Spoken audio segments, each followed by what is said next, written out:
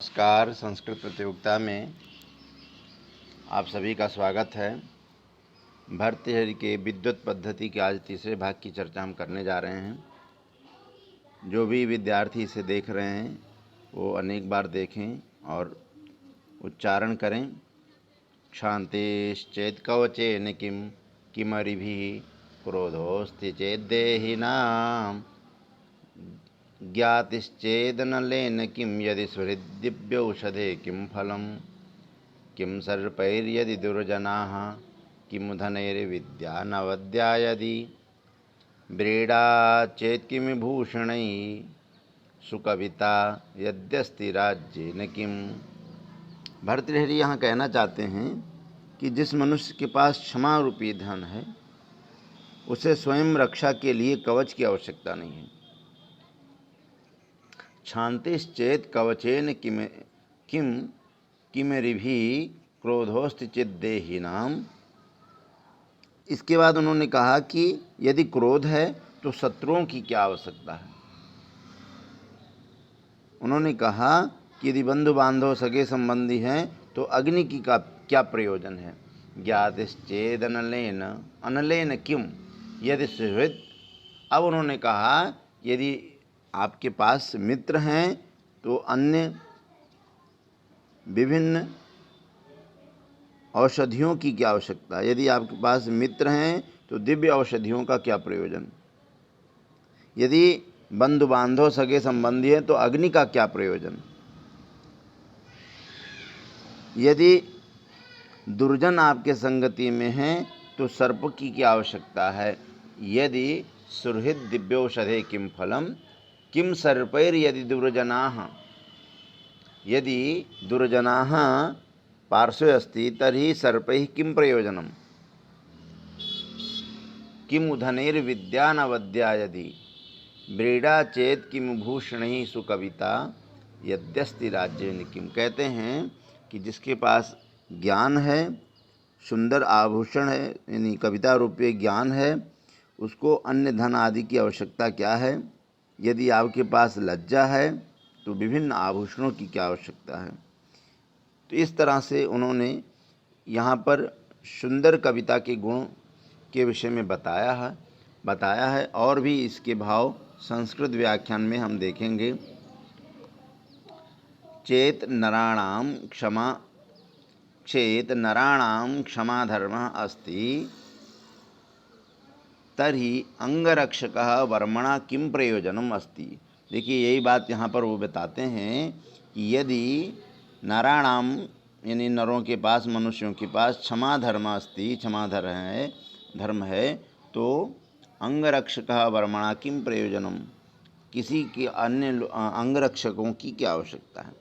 इसके बाद वे कहते हैं क्रोधा अस्ति चेत।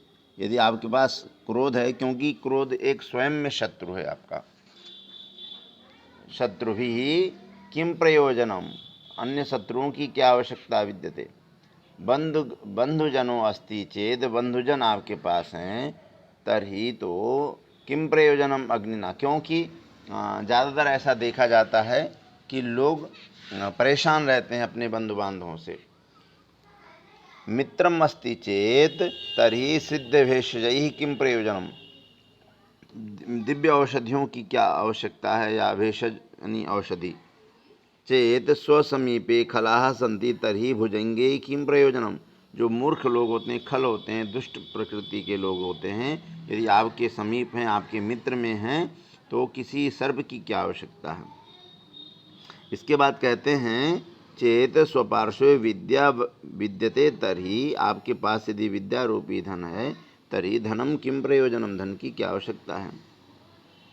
इसके बाद कहते हैं चेत लज्जा अस्ति तर्हि अन्यभूषणैः किम प्रयोजनम। यदि आपके पास लज्जा रूपी धन है, संपत्ति है, गुण है, तो अन्य आभूषणों की क्या आवश्यकता है। अर्थात यहाँ लज्जा के आभूषण को महत्वपूर्ण माना है। चेत सुकवित्वम विद्यते तर्हि, तो आपके पास कवि रचना, कवित्व के गुण हैं तो किसी राज्य के आश्रय की आवश्यकता नहीं है, किसी राज्य की आवश्यकता नहीं है, ऐसा उन्होंने कहने का अभिप्राय है। तत्र किम प्रयोजनम नास्ति इत्यभिप्राय, किसी अन्य का प्रयोजन नहीं है, ऐसा मानते हैं। इसी बात को यहाँ पर हिंदी अनुवाद के रूप में दिया गया है कि क्षमा रूपी धर्म आदि के बारे में चर्चा की गई है। आगे देख लेते हैं। विभिन्न संधि आदि कार्य हुए हैं। क्षांतिश्चेत में विसर्ग संधि है।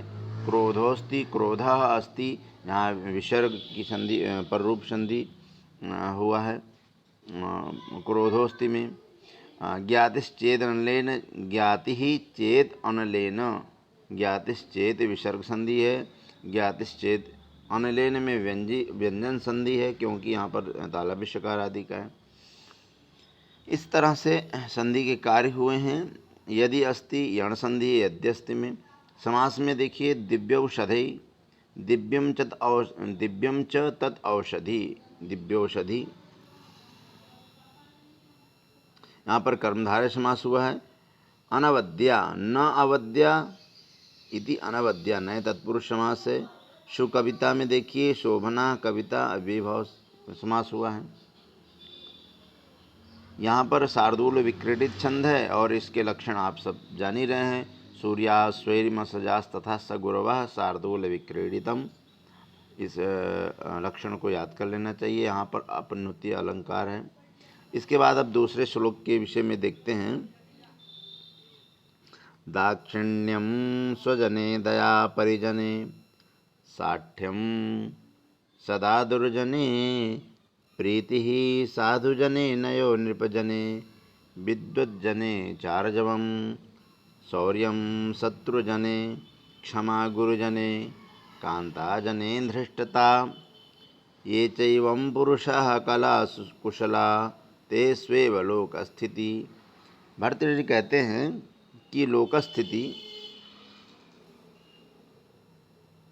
भर्तृहरि कहते हैं कि ऐसे जो लोग हैं, जो कुशल लोग हैं।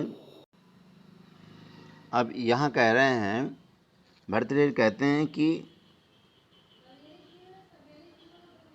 ये जो गुण होते हैं, जो समर्थवान यानी ऐसे कलाओं से युक्त जो पुरुष होते हैं, उनका स्वभाव क्या होता है, वो किन के व्यवहार कैसे होते हैं, इसके विषय में उन्होंने कहा कि जो अपने लोगों पर उदारता रखते हैं, जो सेवकों पर दया रखते हैं, दया की भाव रखते हैं, और दुष्ट लोगों से सदा दुष्टता से व्यवहार करते हैं, सज्जनों से सदा प्रेम करते हैं, राजाओं के मध्य नीतिगत बातें रखते हैं, और शत्रुओं से वीरता से व्यवहार करते हैं, बड़े लोगों से क्षमा का व्यवहार करते हैं, ऐसे विशेष गुण बताए हैं। इसी बात की चर्चा यहाँ पर उन्होंने किया है। यहाँ पर कह रहे हैं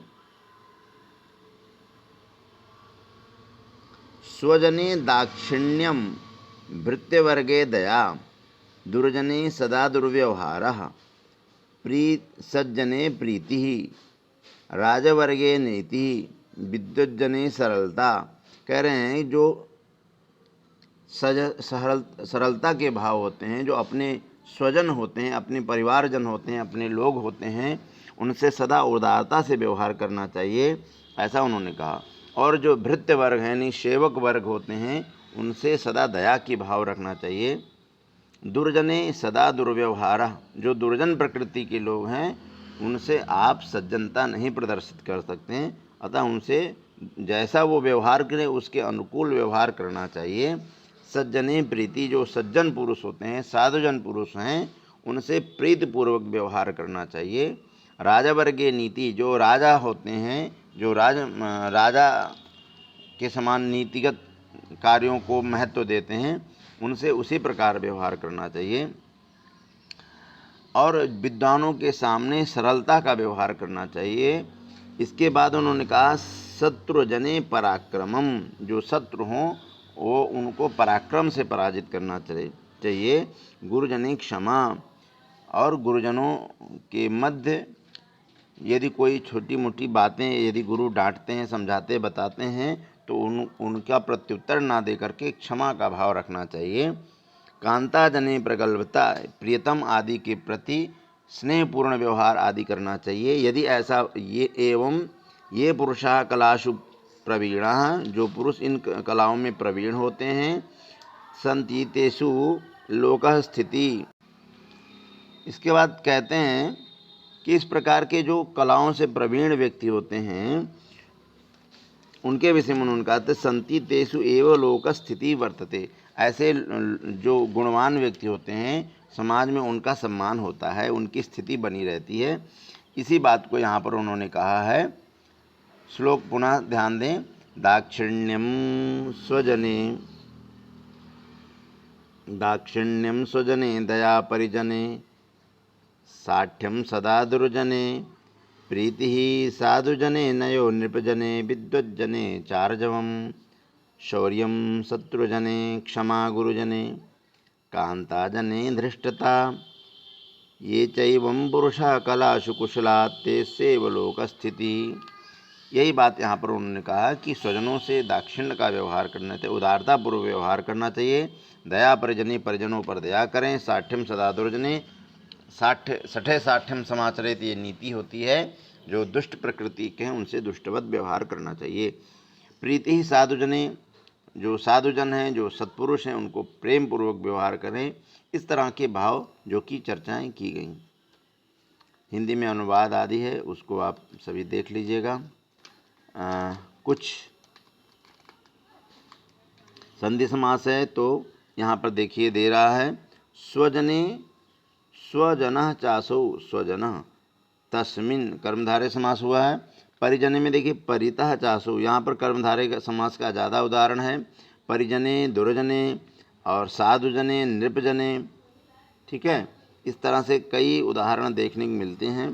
सभी में कर्मधारय समास लगभग देखने को मिलते हैं। परितः चासौ जनः परिजनः। इसके बाद देखिए दुर्जनः दुष्टः चासौ जनः दुर्जनः, साधुजने साधुश्चासौ जनः साधुजना, नृपजने नृपश्चासौ जनः नृपजना। इस तरह के बहुत सारे उदाहरण यहाँ कर्मधारय समास के देखने को मिले हैं। यहाँ पर भी शार्दूल विक्रीडित छंद है। यहाँ पर एक श्लोक है जाड्यम धियो हरति सिंचति वाचि सत्यम मानोन्नति दिशत पापमपा करोति। जाड्यम धियो हरति सिंचिति वाचि सत्यम मानोन्नतिम दिशति पापमपा करोति। चेतः प्रसादयति दिक्षु तनोति कीर्ति सत्संगति कथय किम न करोति पुंसाम। सत्संगति कथय किम न करोति पुंसाम। यहाँ संगति, सत्संगति के विशेष गुण के विषय में, यानी संगति से क्या नहीं हो सकता है और उसमें उसका क्या प्रभाव होता है, यही बताने का यहाँ प्रयास किया गया है। कि भर्तृहरि कहते हैं कि जो सज्जनों की महिमा है वो अच्छे लोगों के सज्जन व्यक्तियों के लोगों में सदा ही उन्नति करने वाला होता है। सज्जनों की संगति मनुष्यों की अज्ञानता को नष्ट करने वाली होती है, वाणी को सत्य से सिंचित करती है। जाड्यम धियो हरति, धिया अर्थात बुद्धि, बुद्धि में जो स्थित जो जड़ता होती है उसको हरने वाली है। सिंचति वाचि सत्यम, जब वाणी रूपी जल से सिंचित यदि किया जाता है तो मनुष्य के जो बुद्धि में जो जड़ता है वह नष्ट हो जाती है। मानः उन्नतिम दिशति, उन्नति को प्रदान करने वाली है सत्य रूपी वाणी। पापम अपा करोति, पाप को नष्ट करने वाली है। चेतः प्रसादेति दिक्षु तनोति कीर्ति, चारों दिशाओं में कीर्ति को फैलाने वाली है। प्रसादेति प्राप्त कराती है। चेत दिक्षु तनोति कीर्तिम, सभी दिशाओं में कीर्ति को फैलाने वाली है, सभी दिशाओं में। अतः सत्संगति कथय किम न करोति पुंसाम, सत्संगति जो सज्जनों की संगति है वो क्या नहीं कर सकती है, इसके विषय में यहाँ चर्चा होता है। देख लेते हैं, संस्कृत में है सत्संगति ही जनानाम मूर्खाणाम सम्मानस्य वृद्धिम करोति। जो संगति होती है, सत्संगति होती है, जो मूर्ख जनों का जो व्यवहार होता है वो नष्ट करने वाला होता है। अधम विनश्यति, वो नष्ट होता है। मनसि प्रसन्नताम संचारयति, और अच्छी संगति होती है तो मन में प्रसन्नता भी आती है। और यशः सर्वत्र प्रसारयति, यश सभी तरफ प्रसारित होते हैं, नहीं फैलते हैं। इसके बाद कहते हैं तद्वद सताम सज्जनानां संपर्कः मानवानां कृते किम कार्यम न संपादयति अपितु सर्वम कार्यम संपादयति। उन्होंने कहा कि यदि ऐसा व्यवहार सज्जन पुरुष है तो मानव क्या नहीं कर सकता, अर्थात सब कुछ कर सकता है। इसी बात को यहाँ पर कहा गया है। यहाँ देखिए कुछ महत्वपूर्ण है। वसंत तिल का छंद है, उक्ता वसंत तिल का तभजा जगोगा, इसके लक्षण हैं। और कुछ है, एक और श्लोक है, अंतिम श्लोक इसमें है, जयन्तिते सुकृतिनो रस सिद्धा कवीश्वरा नास्ति येषां यशः काये जरा मरणजं भयम्। ये कहते हैं कि जो ऐसे मनुष्य होते हैं जो सुकृत पुण्य को अर्जित करने वाले होते हैं, जो पुण्य को प्राप्त होते हैं, जिनका पुण्य ही धन होता है, ऐसे जो कवि जन होते हैं, पुण्यात्मा जन होते हैं, जो रसिक वर्ग होते हैं, उनका ज्ञान ही उनका श्रृंगार है, जो रस से पूर्ण है। उनका यश रूपी शरीर ही वृद्धावस्था को प्राप्त, जो उनकी यश है, उनकी जो शरीर है वो सामान्यतः शरीर है, वह मृत्यु को प्राप्त कर सकता है, किंतु उनकी जो यश रूपी शरीर है उसकी कभी मृत्यु नहीं होती है। ऐसे पुण्यात्मा कवि श्रेष्ठ धन्य होते हैं। इसी बात को यहाँ पर कहा गया, जयन्ति ते सुकृतिनः रस सिद्धा कवीश्वरा। जो कवीश्वर हैं, जो रस सिद्ध हैं, जिनकी कृतियाँ ही एकमात्र साधन है, ऐसे जो यश रूपी काया जिनका है वो कभी नष्ट होने वाली नहीं है। नास्ति येषां ऐसा काय जरा मरण जम भयम, जो जरा मरण की जो प्रकृति है उस पर हावी नहीं होती है। इसी बात को यहाँ पर उन्होंने बताया है कवीश्वर। ये महाकावयः धन्या, जो विभिन्न काव्यों की रचनाएं करते हैं, ऐसे जो महाकवि आदि हैं ये धन्य हैं। ये श्रृंगारादि निपुणः सन्ति, विभिन्न श्रृंगारादि गुणों से युक्त रचनाएं करते हैं, ये सर्वदा विजयन्ते, उनकी सदा विजय होती है, उनकी कीर्ति बनी रहती है। येषां कीर्ति शरीरे, इनकी जो शरीर कीर्ति रूपी शरीर है उसका कभी नष्ट नहीं, यानी उसकी मृत्यु कभी नहीं होती। इसी भाव को यहाँ पर बताया गया, अर्थात उनके शरीर को नष्ट होने पर भी उनकी कीर्ति रूपी जो शरीर है वो नष्ट नहीं होती है। ये पुण्यात्मा जन के विषय में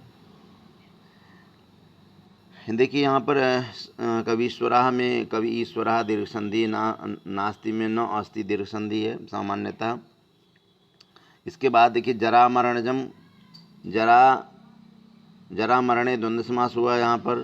ताभ्याम जायते थी जरा मरणजम, तत्पुरुष समास हुआ। सुकृतिनः, सुकृतिनः में बहुब्रीहि समास है। रसिद्धा, रसेषु सिद्धा सप्तमी तत्पुरुष समास हुआ है। कवीश्वरः, कवीषु ईश्वरः सप्तमी तत्पुरुष समास हुआ है। ये सामान्यतः अनुष्टुप छंद में, जिसके लक्षण जानते हैं आप लोग। श्लोके षष्ठम गुरुज्ञेयम सर्वत्र लघु पंचमम, श्लोके षष्ठम गुरुज्ञेयम सर्वत्र लघु पंचमम, द्विचतुः हर्स्वम सप्तमम दीर्घमन्ययो। इस तरह के लक्षण बताए गए हैं। काव्यलिंग अलंकार है। तो इस तरह से आपका ये जो विद्वत पद्धति है इसके लगभग श्लोक का वाचन हुआ। अब अगले में देखते हैं जो भी पद्धति है उसकी चर्चा होगी। आप सभी ज़्यादा से ज़्यादा सुने और लोगों को भेजें। और इस वीडियो को देखने सुनने के लिए बहुत बहुत धन्यवाद। नमः संस्कृता।